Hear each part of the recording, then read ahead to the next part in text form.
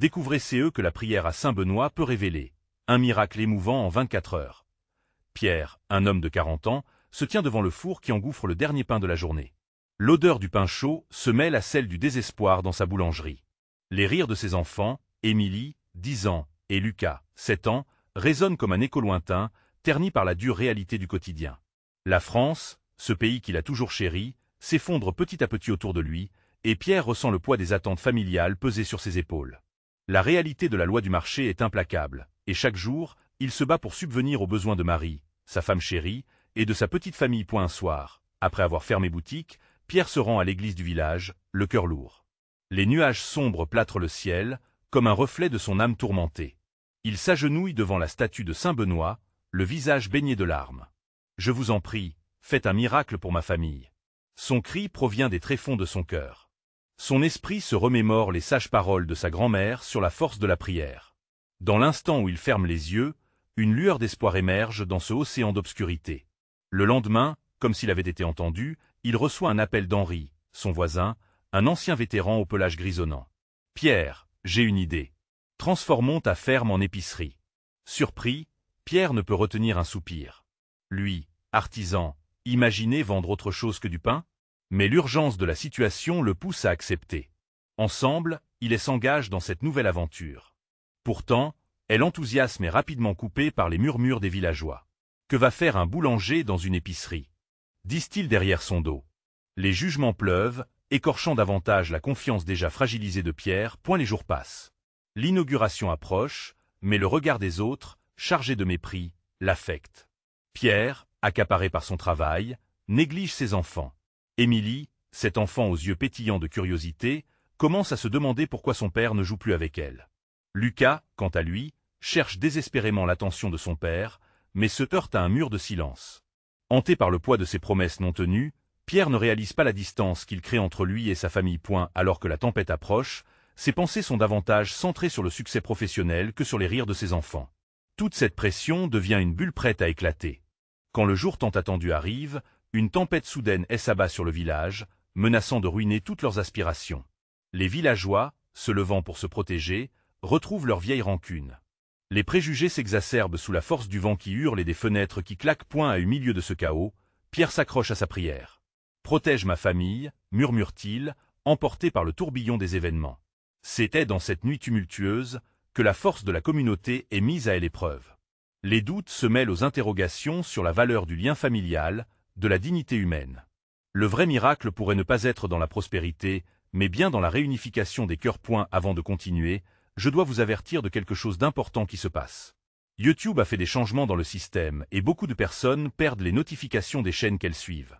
Si vous aimez le contenu, cliquez sur la clochette et marquez « Toutes les notifications » pour ne pas rater les prochaines vidéos.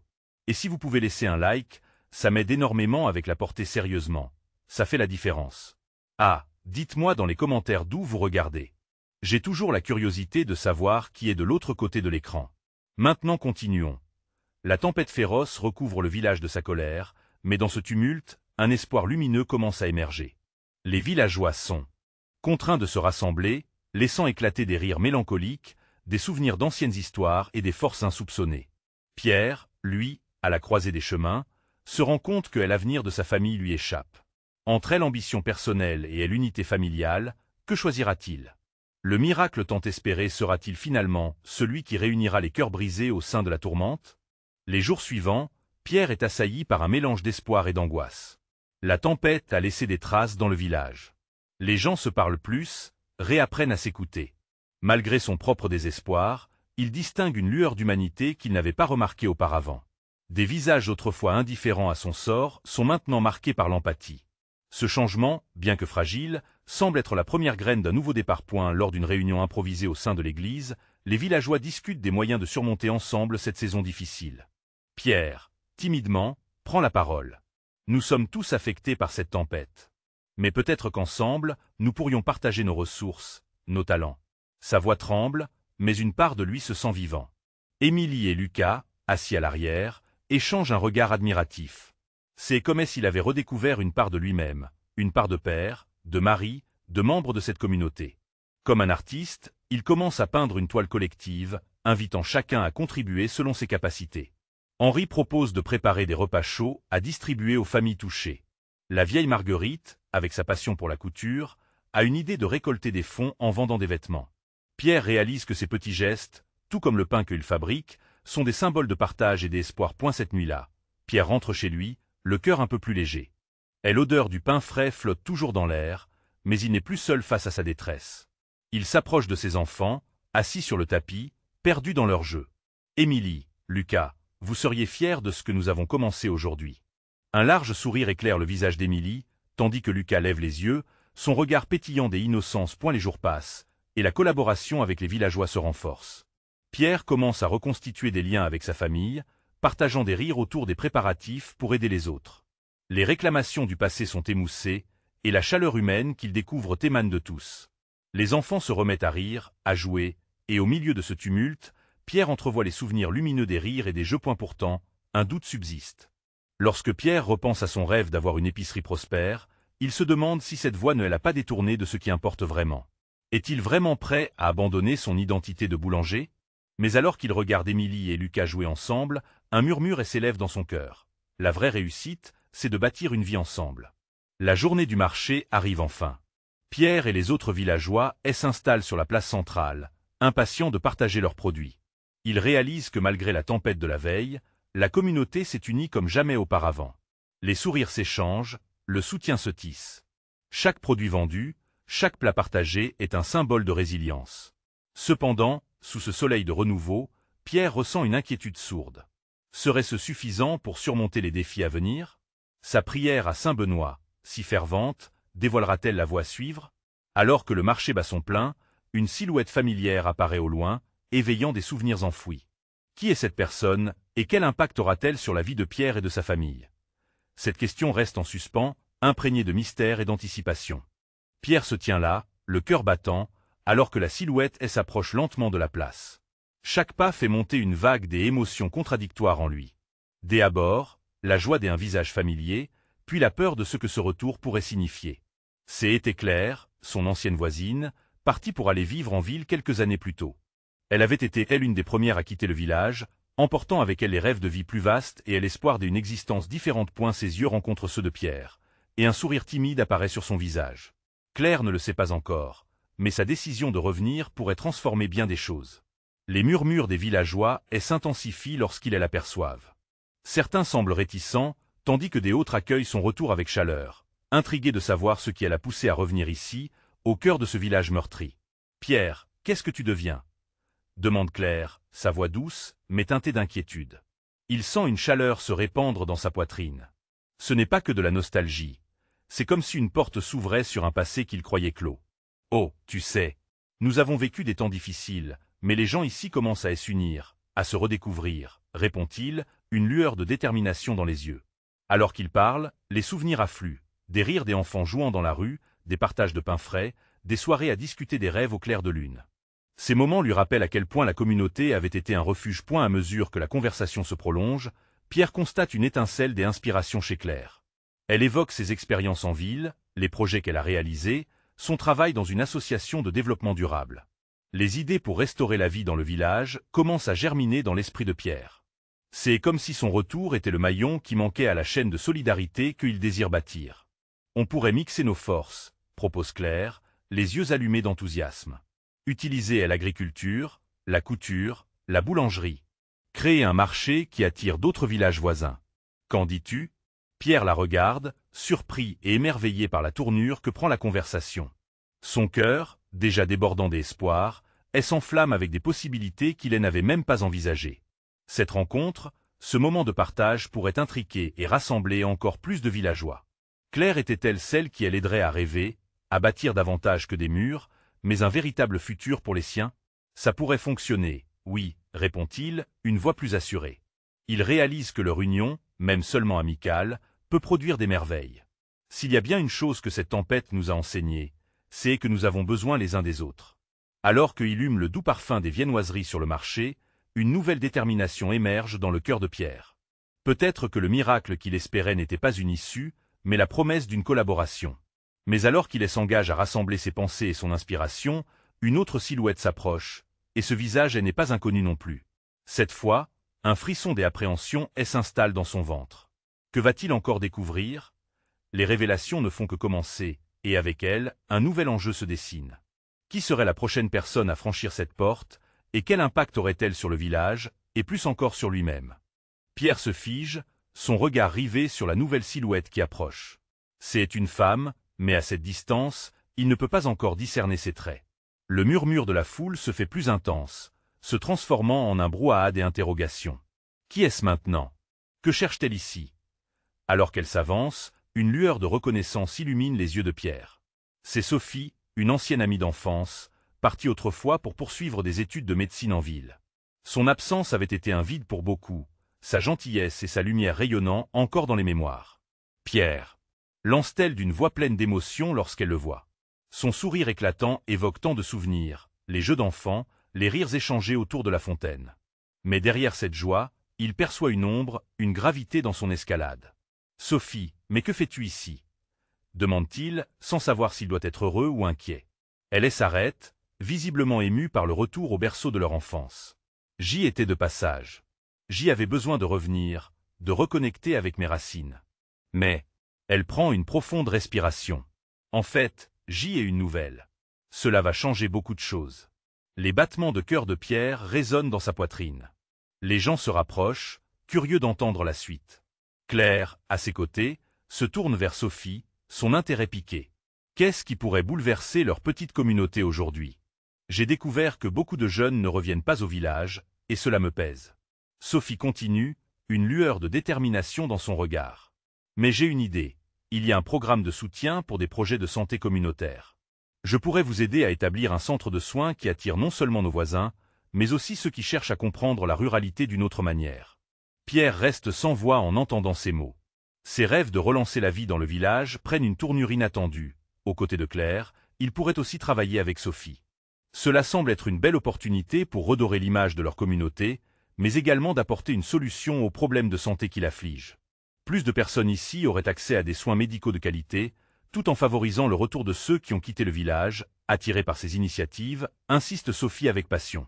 Ses mains s'agitent, illustrant son enthousiasme. Claire, visiblement touchée, se tourne vers Pierre. Pense à cela, Pierre. Un marché, un jardin d'agriculture, un centre de soins. Nous pourrions faire du village un lieu de refuge pour tous. Pierre sent une chaleur lui envahir le cœur. Ce que Sophie propose semble déplacé, presque trop ambitieux, mais il réalise à quel point la ville a pu lui manquer. Ces belles idées peuvent très bien prendre forme avec l'énergie combinée de ces retrouvailles extraordinaires.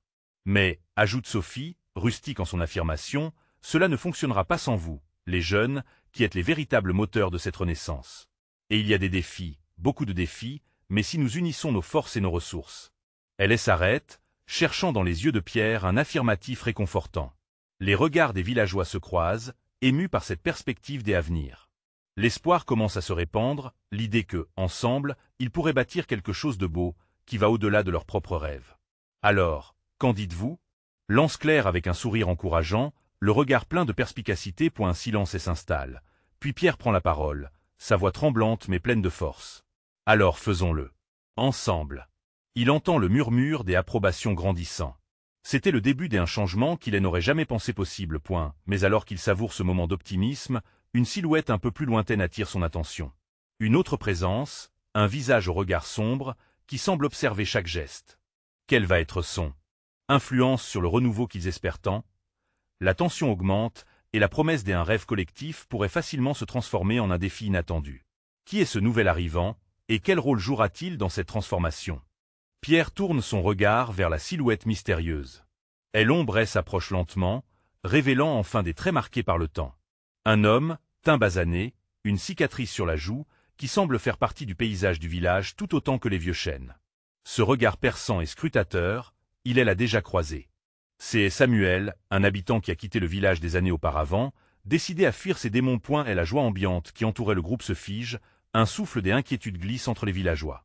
Samuel n'est pas connu pour sa gentillesse ni son intégration. Au contraire, son retour, après tant d'années d'absence, soulève plus de questions qu'il n'apporte de réponses. « Qu'est-ce que tu veux ici, Samuel » lance Pierre, l'angoisse mélangeant sa voix. Sophie, Claire et les autres regardent d'un air interrogatif, la tension palpable. Samuel lève les mains, comme s'il voulait apaiser la situation. Attendez. Je ne suis pas ici pour causer des problèmes. Il marque une pause, son regard s'égare dans le vide, cherchant ses mots. J'ai entendu parler des projets de renaissance. Cela fait longtemps que je ne me sens pas chez moi, et j'aimerais revenir. Les murmures reprennent, amplifiant le malaise parmi la foule.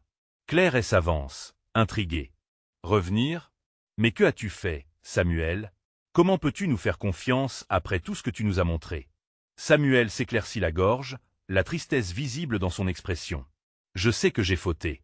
J'ai fait du mal à certains d'entre vous. Mais je me rends compte maintenant que j'avais besoin de ça. J'y avais besoin de fuir pour comprendre ce que je perdais. J'y ai fait une promesse, celle de changer. Pierre se souvient de leur enfance. Samuel, autrefois si souriant, avait été marginalisé à cause des choix qu'il avait faits, entraînant avec lui des amitiés brisées. L'espoir de la maîtrise d'un passé difficile se mêle à la méfiance. Et pourquoi devrions-nous croire en ta promesse, Samuel? Pierre se sent tiraillé. Une part de lui veut faire confiance, mais une autre garde en mémoire la peine causée. Sophie s'interpose, un regard doux mais ferme. Peut-être que c'est justement ce dont notre village a besoin. Des chances. Des erreurs humaines qui se transforment en nouvelles opportunités. Elle se tourne vers Samuel, son regard plein de compassion. Tu veux aider, je le sens. Mais il faudra prouver que tu es sérieux. Une communauté a besoin de toutes ses voix, même celles qui ont été blessées. La tension commence à se dissiper, des regards échangés entre les villageois. Pierre est surpris par la force que dégagent les paroles de Sophie, comme une flamme qui réchauffe les cœurs. Alors, que proposes-tu? Demande Claire, intriguée. Samuel prend une grande respiration, prêt à révéler ses intentions. Je propose d'être un lien.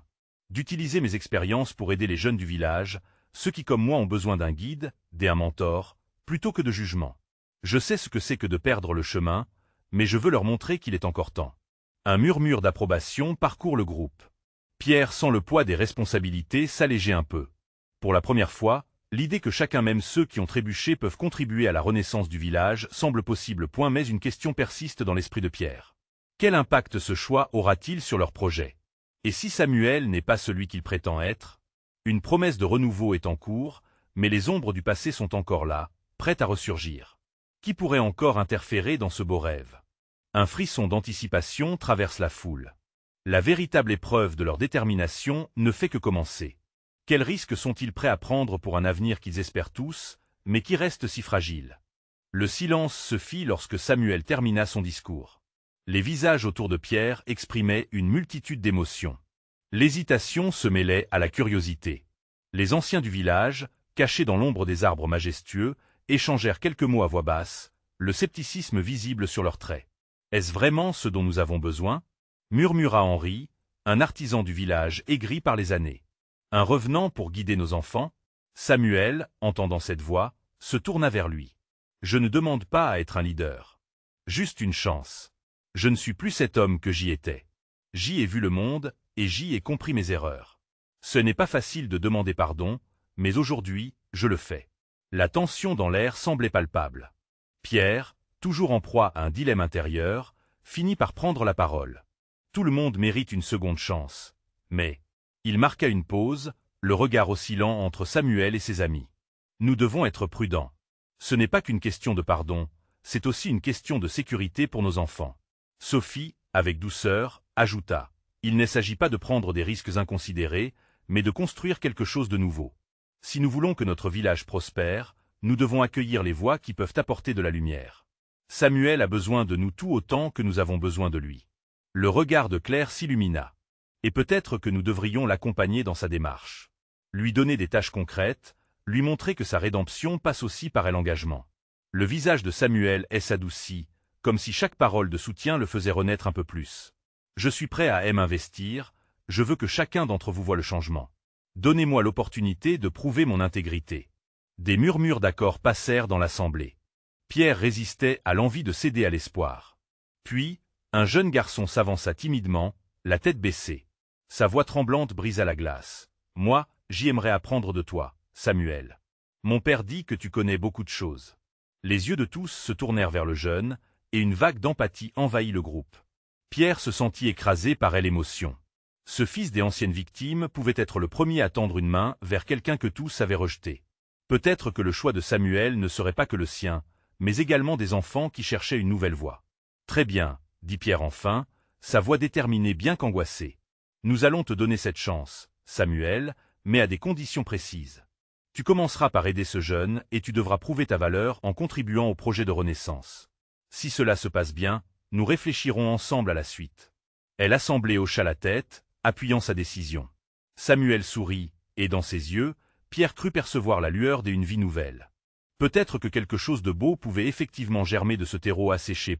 Mais alors que les villageois commençaient à se répandre, un bruit inattendu se fit entendre au loin. Un cri strident retentit dans l'air. La foule se figea, leur attention détournée de l'espoir naissant. Qu'est-ce qui se passait dans le village? Quel autre mystère venait percuter leur fragile élan vers la rédemption? La promesse de renouveau était en pleine ébullition, mais les ombres du passé semblaient encore prêtes à frapper. Pierre se détourna, le cœur battant. Allait-il encore une fois devoir faire face à des vérités douloureuses? Un frisson parcourut l'échine de Pierre alors que le cri se propageait dans l'air, à la fois désespéré et empli de terreur. Pierre blêmit à la vue de cet homme qui émergeait des ombres. C'était Martin, son ami d'enfance, celui qui avait quitté le village pour suivre ses rêves, il y avait de nombreuses années. Et l'angoisse du moment se mêla à une vague de nostalgie. Martin était autrefois une source de rire et d'aventure. Que faisait-il ici, après tant d'années? Les villageois, stupéfaits, murmurèrent son nom. Martin et Martin. Les visages se tournèrent, des abords interrogateurs, puis pleins des émerveillements. Et l'ami de Pierre avait fait son retour, mais une étrange mélancolie assombrissait son visage. Pierre s'avança, comme attiré par un fil invisible, une peur sourde lui nouant l'estomac. Martin. Que se passe-t-il? Sa voix trembla légèrement. Martin leva les mains dans un geste de paix. Je comprends votre peur. C'est exactement ce que J ai ressenti en voyant Émile. Ses yeux, d'un bleu profond, pétillaient d'une lueur étrange. J ai eu une vision là où J était, un songe qui aime à ramener ici, vers ce que J ai laissé derrière moi. Le souffle des villageois était suspendu à ses lèvres. Un homme aime a apparu. Il m'a dit que le village était en danger. Que Hello, source de vie, était aussi en danger. À ces mots, les murmures se redoublèrent. Pierre se força à réfléchir. Nous savons que quelque chose ne va pas. Émile a vu un message auprès de la statue. Que y a-t-il d'autre que nous devons savoir? Martin s'approcha de la statue de Saint-Benoît, posant une main tremblante sur le marbre froid. Ces rivières ont longtemps nourri notre terre. Mais nous les avons oubliées. Les rivières sont en train de se tarir, et avec elles, nos espoirs. Et l'émotion rassembla les villageois. Chacun réalisait la portée de ces mots. Samuel, se remémorant des jours d'été passés à pêcher dans la rivière, intervint. Que devons-nous faire? Martin? Comment pouvons-nous réparer cela? Avec un regard déterminé, Martin répondit, nous devons renouer avec la nature, honorer ce qui était. Offrir nos prières à Saint-Benoît, pas seulement pour notre protection, mais pour nous rappeler d'agir. Nous devons restaurer le cycle de vie qui nous unit. Pierre sentit une montée d'espoir. Et l'idée d'une renaissance, d'un retour à l'essentiel, le touchait profondément. Nous allons le faire. Nous devons agir ensemble, en tant que communauté. Les villageois, de plus en plus convaincus, acquiesçaient. Émile, blotti dans les bras de sa mère, partageait un regard plein de réconfort avec Pierre. Même Martin, malgré son air préoccupé, affichait un léger sourire. Après un moment, Pierre s'adressa à tous, rassemblons-nous autour de la rivière demain à l'aube. Prions et réfléchissons ensemble pour voir comment nous pouvons nous engager à préserver ce trésor. La lumière commençait à s'éteindre, lançant des ombres dansantes sur le sol. Pierre se sentait prêt à retrouver son village, à le relever de ses cendres. Mais alors qu'il regardait Martin, une pensée le traversa. S'il était revenu, que savait-il encore, et quel sacrifice avait-il fait pour être là aujourd'hui? Les villageois commençaient à disperser, emportant avec eux des promesses de retour. L'ombre des angoisses ne les quittait pas, mais une petite flamme d'espoir brillait au fond de leur cœur. Et au moment où Pierre se retourna pour partir, une voix résonna derrière lui. « Et n'oubliez jamais, il y a des vérités bien plus précieuses que vous ne pouvez imaginer. » Un frisson le parcourut à nouveau. Quelle vérité attendait-il? Et combien de temps était-il avant que tout cela ne se dévoile? Le lendemain matin, une brume légère flottait au-dessus de la rivière. Pierre se tenait là, la tête haute mais le cœur lourd. Il observait l'eau, si claire, pourtant si troublée. Les villageois se regroupaient lentement, leurs visages marqués par une tension palpable, mais aussi par une détermination nouvelle. Chacun semblait animé par un désir commun de retrouver l'harmonie perdue. Martin, toujours au centre de leur attention, émergea de la brume, sa silhouette se dessinant progressivement. Ses yeux brillaient d'une intensité fervente, comme une flamme guidant un groupe égaré dans la nuit. « Aujourd'hui, nous allons prier, mais cela ne suffira pas, » annonça-t-il avec une voix forte et claire. « Nous devons également agir. » Les villageois échangèrent des regards, certains intimidés, d'autres intrigués. « Agir comment ?» demanda une voix dans la foule. C'était Marianne, la sage du village, qui avait toujours les mots justes. Martin répondit, en nettoyant la rivière, en la débarrassant de tout ce qui l'étouffe. « Nous devons lui rendre ce qu'elle nous a donné. » Les murmures se propagèrent, d'abord sceptiques, puis s'élevèrent en un élan collectivement animé. Chacun savait qu'il était temps de donner plus que des paroles. Les souvenirs de jeunesse, des rires autour de Hello et des poissons qu'ils capturaient, affluaient à leur mémoire. Pierre ressentit une montée de chaleur dans sa poitrine, comme un appel à l'action. « Oui » cria-t-il, sa voix portant sur la surface de Hello. « Ensemble, nous pouvons le faire. Si nous unissons nos forces, nous pouvons redonner vie à notre rivière. » Un élan de confiance irrésistible balaya la foule. Les villageois se mirent à s'organiser, chacun prenant quelque chose à apporter. Sacs, filets, bêches. La rivière, autrefois symbole de joie, allait devenir leur terrain de reconstruction. Leurs mains allaient à nouveau toucher la terre. Leurs voix se mêlaient au chant de LEAU. Fur et à mesure qu'ils commençaient à travailler, Martin les guidait, chaque geste étant aussi une prière silencieuse pour que la rivière se souvienne d'eux. Il marchait parmi eux, sa présence rassurante, et à chaque sourire échangé, une connexion se tissait, une promesse de renouveau. Puis, à un moment inattendu, Martin s'arrêta et les observa. Son visage s'assombrit légèrement. « Souvenez-vous, ce n'est pas que Hello qui est à restaurer. Nous devons aussi réparer nos liens, confrontés aux doutes et aux peurs de notre passé. » Les visages devinrent pensifs. Émile, jouant à côté, leva la tête vers Pierre, cherchant une réponse. « Est-ce que ça veut dire qu'on doit aussi parler de ce qu'on a caché ?» Pierre inspira profondément. C'était vrai. Des blessures anciennes exigeaient d'être nommées. L'angoisse d'un retour à ces vérités pourrait rendre chacun vulnérable, mais c'était là que résidait la vraie force de leur communauté. « Oui, Émile, » répondit Pierre calmement. « Nous devons être honnêtes avec nous-mêmes et avec les autres.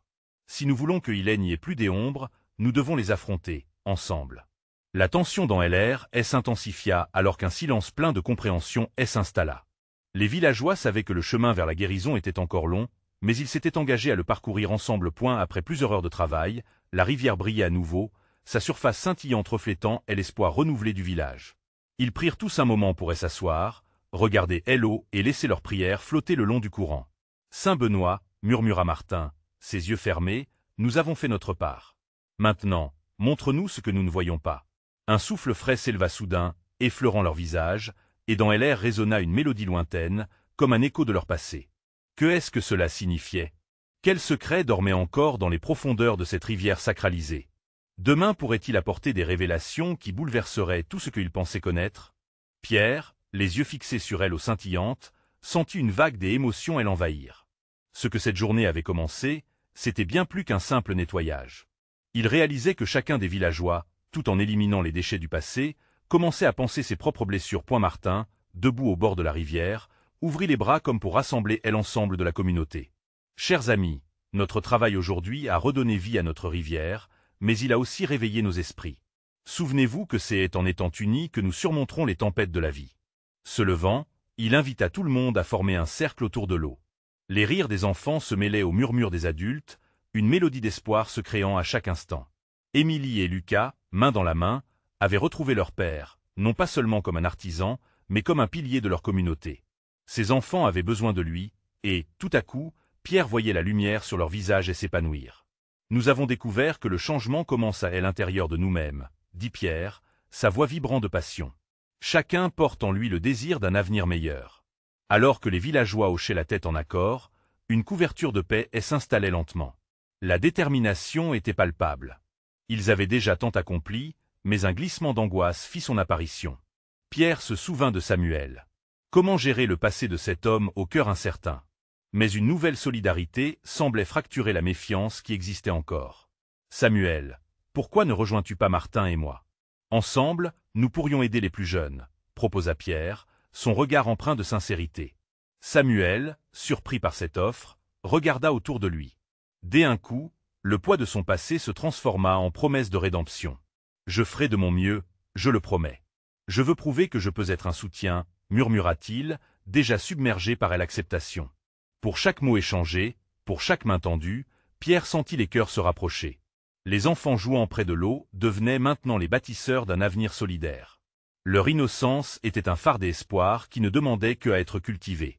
Alors, au fur et à mesure que le soleil déclinait, une atmosphère douce s'installa, pleine de sérénité.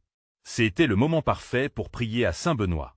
Pierre leva les mains, et les villageois firent de même, formant une chaîne humaine qui liait leurs esprits et leurs âmes aux valeurs de leur communauté. Saint Benoît, guide-nous, protège-nous, et montre-nous la voie. Chaque prière unissant les âmes, au-delà des doux des blessures, illuminait le ciel de promesses inébranlables. Les visages se détendirent, et ils sentirent une présence bienveillante flotter au-dessus d'eux. Le frisson de résilience les unissait, prêts à affronter les défis inévitables du futur. La voix du passé murmurait enfin des vérités libératrices. Nous avons tous des luttes, mais ces luttes nous définissent aussi comme communauté, expliqua Martin. Ne les oublions jamais. Pour avancer, il faut apprendre à se pardonner, mais aussi à se souvenir. Au milieu des larmes de joie, des rires retrouvés, des feux de camp qui illuminaient la nuit, Pierre comprit que le miracle qu'il avait demandé ne serait pas une solution instantanée, mais une croissance commune, une renaissance qui évoluerait au fil du temps. Alors qu'ils se séparaient, une résolution nouvelle brillait dans leur cœur. Pierre, étreignant Émilie et Lucas, se promit de toujours rester présent, de donner et de recevoir, main dans la main avec sa communauté. Ensemble, ils bâtiraient un avenir où chacun serait entendu, reconnu et aimé. C'était l'aube d'un nouveau chapitre, l'occasion pour tout un village de se relever ensemble. La tempête pouvait encore frapper, mais ils étaient désormais unis. C'était le moment, et l'espoir pendant que la nuit enveloppait le village. Pierre ferma les yeux, remerciant Saint Benoît pour ce miracle intangible, et le futur qui s'ouvrait enfin devant eux. Et maintenant, chers amis, c'est à votre tour d'agir. Vous devez vous abonner maintenant pour ne pas rater les prochaines histoires exclusives. Vos réactions et vos théories sont essentielles. Alors laissez un like maintenant pour nourrir l'algorithme. Partagez cette vidéo avec au moins 5 amis qui ont besoin de voir cette conclusion. N'attendez pas une seconde de plus pour faire entendre votre voix et soutenir cette belle aventure humaine.